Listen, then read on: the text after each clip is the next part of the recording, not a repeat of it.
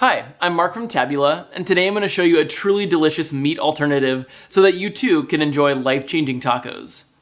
We're going to take tofu and transform it into something completely unlike tofu. It's going to be incredible. The texture is going to be like ground meat, but the flavorings are going to be the exact same ones that I used in the pork carnitas. So I'm calling them tofu carnitas, but the texture is going to be more similar to ground pork. Let's see, the typical problem with tofu is not the flavor. The flavor is almost non-existent.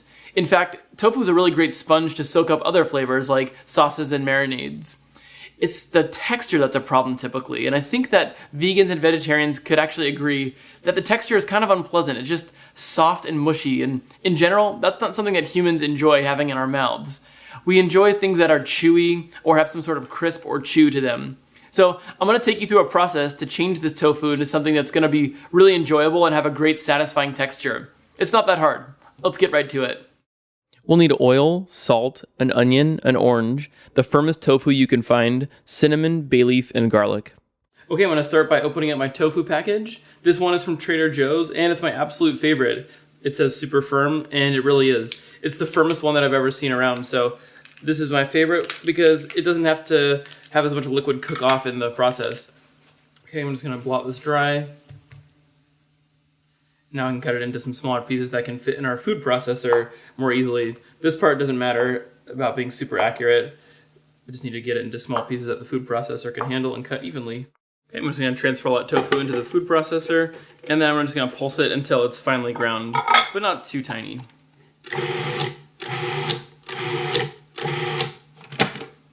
And that's perfect right there. Next, I'm going to grind one bay leaf and just a small amount of a cinnamon stick into a fine powder that will go into our puree. And that looks good. To make my puree, I'm going to take half of an orange that's been peeled, a fourth of an onion that also has been peeled, one clove of garlic, and our ground bay leaf and cinnamon mix. And now I'm taking my immersion blender and I'm just crushing down the ingredients to see if I can get them to be underneath the blade, because if the blade is not touching the ingredients, then it does absolutely nothing. So I'm just going to push it down really hard, and then I'm going to start by hitting it on low and just see if I can break up some of that stuff. And you can see that's working already, so it's going really quick. Now that I have kind of a liquid going, I will move it up to high.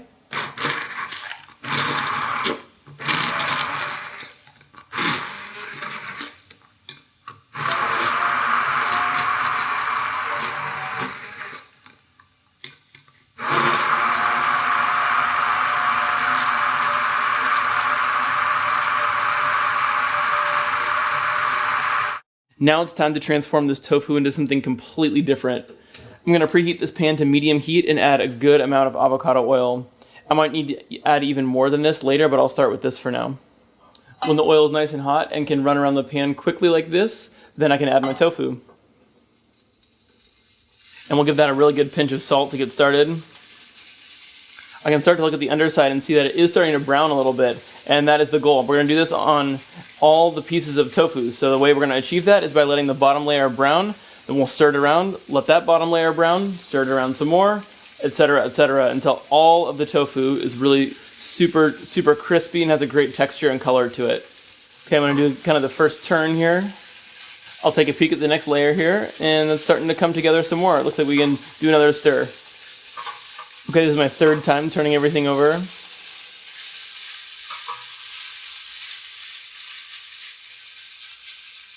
This is the fourth time I'm stirring it around, and you notice that I'm also kind of hitting it to break up those pieces so they're all kind of separated from each other. I don't want to have any super big chunks. And as we get to the end here, each layer is browning even faster than before, so we're almost done. I'm at about 10 minutes here, and I'm going to pull it in just about 30 seconds. Okay, I'm at 10 minutes here, and I'm going to add just some of the puree here.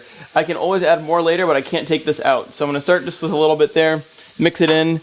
I'll give it a taste and see how it is in a few moments. I want to let that onion and garlic flavor kind of cook out of there so it's not raw tasting.